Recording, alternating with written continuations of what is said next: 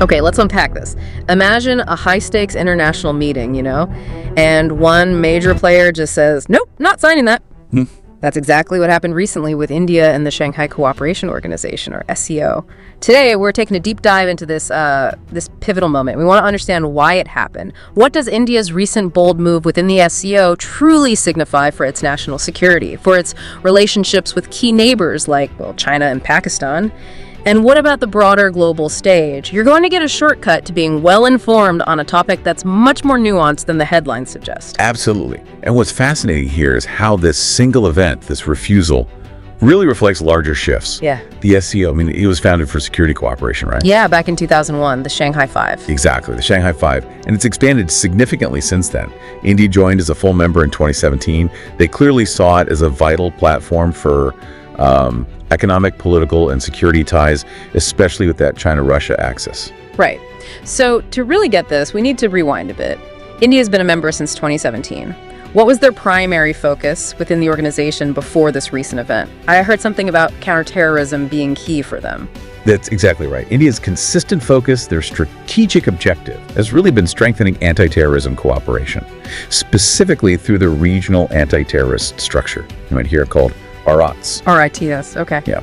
And they've been pretty vocal, consistently criticizing what they see as double standards when it comes to defining terrorism, tackling terrorism. We saw this clear language from their foreign and defense ministers in meetings, both in 2023 and again just now in 2025, always pushing for a unified, clear stance. Okay, so that brings us to the flashpoint. Let's zoom in on that specific meeting in Qingdao, June 26, 2025. What exactly happened with India's Defence Minister Rajnath Singh and that joint communique? Why the refusal? Well, Rajnath Singh's refusal to sign the joint communique. It was very pointed. It wasn't subtle. The core issue, the absolute deal breaker, was that the statement, which was drafted by China, remember, completely failed to mention the Pahalgam terrorist attack. It was the one back in April 22nd, 2025. That's the one. Tragically killed 26 Indian tourists. A major incident. And yet, while that was missing, the statement did include Pakistan's Balochistan model. Which India saw differently. Exactly. India viewed that as more of a political justification, not a genuine counterterrorism effort in the way they define it. India's Ministry of External Affairs didn't mince words either. They publicly called the draft pro-Pakistan. And they accused a special country, pretty clearly pointing fingers at Pakistan, maybe for China's backing of actively blocking India's concerns. Wow. So it wasn't just an oversight. No. It was perceived as a deliberate slight.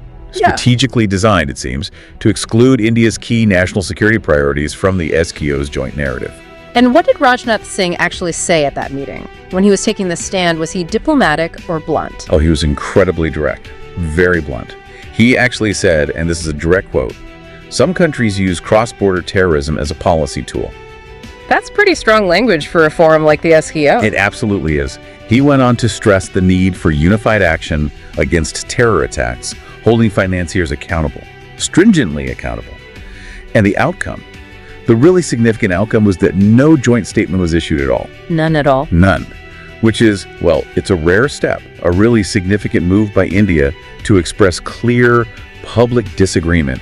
They weren't willing to compromise on this core principle. It was, like you said, a diplomatic thunderclap. So while that drama was playing out publicly, there were also these crucial sideline meetings happening, right? The bilaterals. Can you tell us about India's discussions with Russia and China? What came out of those? Yeah, those bilaterals were definitely key.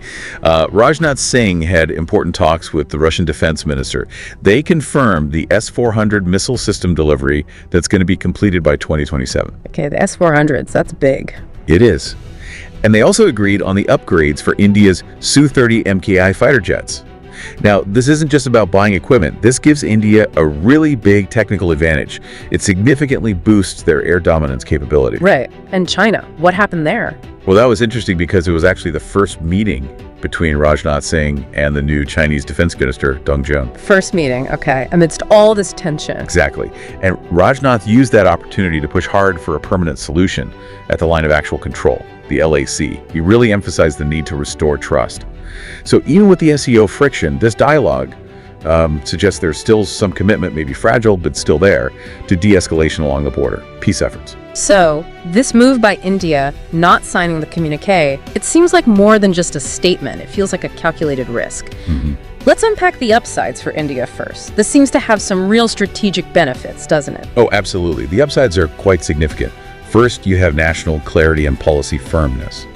Rajnath Singh's stand wasn't just repeating old lines. It was a very clear, calculated assertion of India's zero tolerance on terror. Non-negotiable. That sends a strong signal. To everyone, basically. Allies and adversaries. Precisely. Second, it really boosts India's, let's call it, readability in these multilateral settings. By refusing to sign, India showed it can make autonomous decisions in a major forum like the SCO. It's not just following a bloc, that's independence. Makes them less predictable, perhaps. In a good way for them. Potentially. It shows they prioritize their core interests. Third, those bilateral benefits we just talked about. The defense deals with Russia, S-400, Su-30 upgrades, they tangibly strengthen India's actual capability. Right, real hardware. Real hardware, real tech edge. And keeping that dialogue channel open with China on the LAC, even when it's tough, helps manage that critical border. Okay. And finally, you could say this signals India's growing global assertiveness. Here's India, a rising power directly challenging China's narrative dominance, or at least what India saw as China's pro-Pakistan bias within the SCO. It shows more confidence in disrupting things. Okay, but with any bold move like this, there have to be risks, potential downsides. What are the negative aspects? What challenges does India face now after taking such a public stand? Well, the primary concern, and it's a big one, is the potential for a stronger China-Pakistan alignment within the SCO. Oh. China holds the SCO presidency in 2025, right? So this public clash, it could unfortunately lead to more fragmentation within the organization, maybe even gridlock on decisions. Making the SCO less effective overall. Potentially, yes. Which then raises questions about its purpose. And linked to that, there's a definite crisis of trust, especially with China. You have the ongoing LAC tensions, and now this diplomatic spat. It really doesn't help build confidence for, say, joint anti-terrorism efforts within the SCO framework. Right, that seems counterproductive to India's own stated goals. It could be. Then there's the atmosphere with Pakistan. Reports noted the lack of cordiality between Rajnath Singh and the Pakistani minister, Khawaja Asif. This kind of public friction isn't great for either country's global image. It highlights confrontation, not cooperation. Yeah, not ideal. And ultimately, the fact that no joint statement came out, it does create a kind of political vacuum in the SCO. It weakens that stated aim of showing collective will to make the region secure. So, given this bold play, this refusal to sign, where does this leave things? How might this one event reshape the SCO itself and maybe India's wider foreign and defense policy going forward? What's the future outlook? Looking ahead, India's no-sign policy could actually trigger some long-term changes within the SCO. It's a bit paradoxical. It might eventually push the organization towards a more effective anti-terror agenda simply by demanding unbiased decisions. It could even potentially reduce China's sort of automatic influence, open things up a bit. Interesting. So friction leading to maybe a better outcome down the line. It's possible, though certainly not guaranteed. In terms of India's own defense, those bilateral deals are key. The S-400s, the Su-30 upgrades, they give a significant boost to air defense by 2027. And we should probably expect domestic projects to speed up too. Things like DRDO's Project Kusha. Project Kusha, what's that? That's their ambitious plan for a comprehensive missile shield defense against WMD's weapons of mass destruction. So more self-reliance there. Okay. And India-China relations after this? Well, if the communication channels stay open, the SCO platform, ironically, could still be used for peace talks on the LAC. Maybe find a path to a permanent solution. Or, the opposite could happen. It could just become another venue for friction and border issues. Right, could go either way. Exactly. And for anti-terror initiatives, the RATS framework exists. Information sharing could intensify. But that needs consensus, which, frankly, seems unlikely with Pakistan in the mix on India's terms. So India might look elsewhere. Probably. Pursue new efforts, maybe five-party security talks, interception cooperation, cyber testing, content monitoring, perhaps with Central Asian states or Russia, bypassing the full SCO structure if needed. Politically, India could emerge as this narrative-independent force within the SCO. But, and this is important, it will need to actively rebuild trust on the economic and political fronts with other members, especially given the tensions with China and Pakistan. Okay, so that's the outlook. Given all that complexity, the benefits, the risks, the potential shifts, what are the smart plays for India now? What strategies should they pursue to lock in the positives and, manage those downsides? What are the recommendations? Right, it's about consolidating the gains and mitigating risks. A multi-pronged approach seems necessary. First, consistent messaging. India needs to keep hammering home that anti-terror message in all SCO documents. Keep exposing those double standards whenever they appear. No letting up. Be persistent. Exactly. Second, deepen that defense cooperation, not just with Russia, but maybe exploring more with Central Asian states too. Integrate the S-400, the Su-30s effectively. Build tangible capability. Third, carefully manage the China relationship. Focus on stability at the LAC. That means using those military dialogue channels, sticking to monitoring agreements. Keep things stable, even if trust is low. Maintain the status quo, essentially. Maintain stability, prevent escalation. Fourth, draw clear boundaries with Pakistan. Engage on anti-terror only if Pakistan shows real transparency. Otherwise, use the multilateral platforms like SCO to apply pressure, isolate problematic behavior. So, conditional engagement. Very conditional. And finally, boost the technical side. India could lead projects within RATS or alongside it. Cybersecurity, intel sharing, HADR, humanitarian assistance and disaster relief. That's often an area for less politically charged cooperation. Plus, anti-terror training. India could offer its expertise. That sounds like a plan, but what if things go wrong? What if these strategies don't work or the situation deteriorates? What are the potential threats?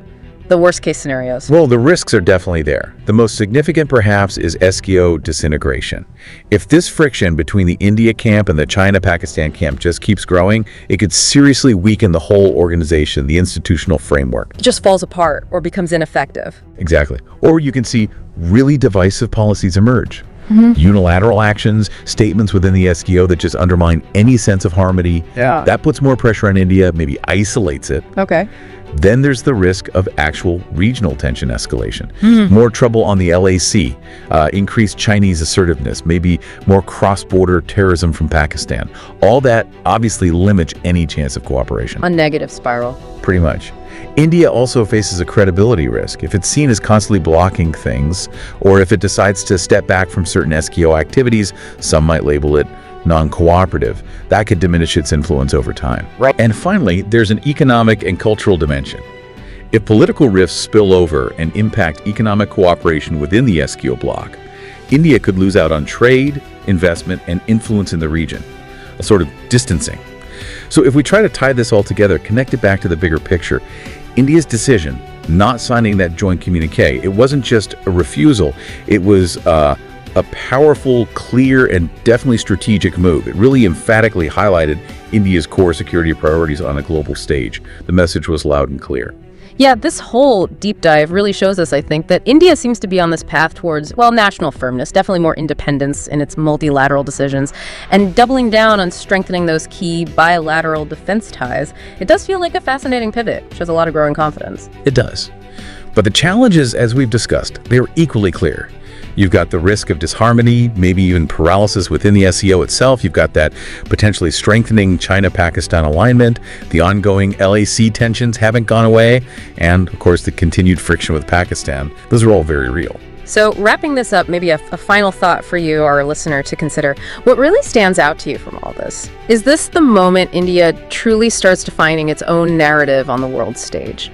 Prioritizing self-reliance, the ethical clarity on terror and its specific long-term partnerships, even if it means causing some friction in these regional bodies?